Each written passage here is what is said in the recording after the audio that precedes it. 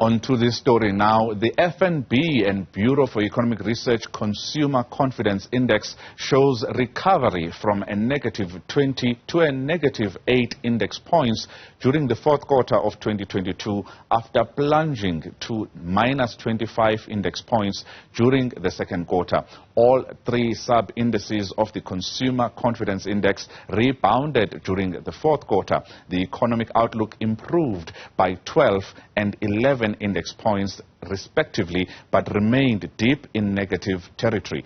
The majority of consumers still expect a deterioration in South Africa's economic prospects over the next 12 months and consider the present time as inappropriate to purchase durable goods such as vehicles, furniture, household appliances and electronic goods. To unpack this story a little bit further, I'm joined by FNB Chief Economist Mamello Matikinca-Ngwenya to talk more about this particular story. Mamello, thank you very much for your time this afternoon. This is a good surprise coming off some good news also earlier this week when you look at GDP. There are a couple of factors that have improved confidence amongst consumers, particularly before the festive season. Let's talk about those first.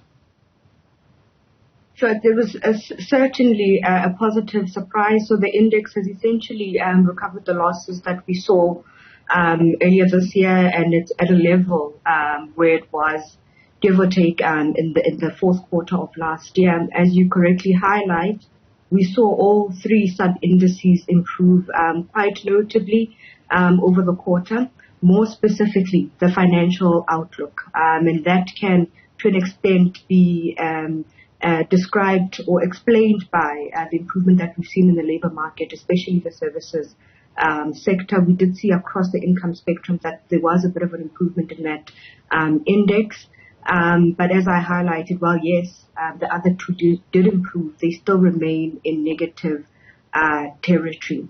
So we are wary to suggest that, you know, that the outcome that we see in today will translate into a significant improvement in household consumption expenditure, given that, you know, consumers continue to face the headwinds, which will probably intensify, more specifically if we're looking at interest rates going into next year. So there's certainly a willingness from consumers to participate a bit more in the economy. I think the question is about whether they'll have the ability to do so.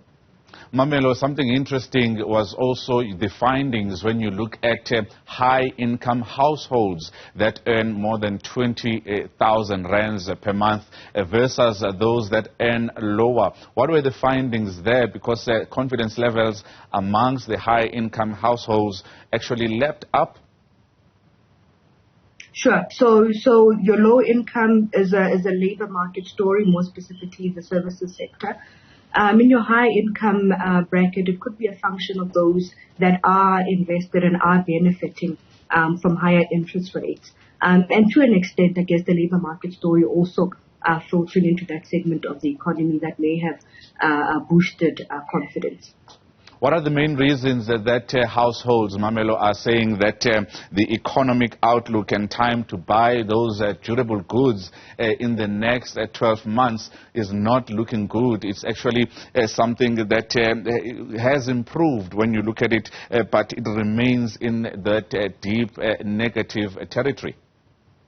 Yeah, so that improvement was quite a surprise, given that, you know, the central bank has hiked interest rates quite aggressively over the past couple of months. And as I mentioned, we expect them to continue to do so going into 2023. So in as much as that index has improved, I think the constraint in terms of purchasing big ticket items, especially if they are purchased using credit, will be the high interest rate. So that index here has improved, but we don't think it's going to translate again really into retailers reporting significant improvement in consumption of goods. I think if anything, we're likely to see consumers spend a bit more on services this festive season going into next year, and dialing back a little bit on your big items. I think it's also quite important to note that, the transmission of monetary policy does take a bit of time before we really start to see it impacting the economy. We're certainly seeing signs of it, that demand for goods is starting to ease off, but it will probably intensify as the hikes that we've seen from the central bank really take hold. And in terms of the economic outlook, yes, the third quarter numbers did surprise significantly, did quite a bit on the upside relative to what we were expecting. And, it does suggest that GDP for the year will be slightly higher than what we were forecasting. But I think the point really is, inflation remains relatively high. Yes, it is decelerating, but, in the next couple of months, it's going to take quite a bit of time before it goes towards that midpoint of the target band. So the cost of living is certainly going to remain a constraint to consumers. Interest rates that are increasing certainly also going to be another constraint. The labor market, yes, there's some pockets of improvement, but in all, I don't think that we have a vibrant labor market. So the global economy as well is also a huge consideration. The uncertainty around the globe, the risks to the inflation outlook are all the things that consumers would obviously be monitoring, and that would influence how they perceive or feel about the economy over the next 12 months. Before I let you go, Mamello, I want to put you on the spot, and I know I'm a couple of weeks early. What do you think the Reserve Bank monetary policy will actually do? A lot of people are hoping that they will keep the interest rate unchanged in their first meeting in a couple of weeks. So I think there's a lot that the MPC will be looking out for over the next coming weeks. One is evidence that inflation is indeed moderating.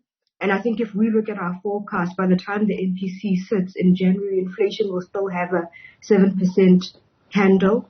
They are, quite clear that they are mandated to maintain inflation. And that persistence that we're seeing in inflation will certainly be a concern to them.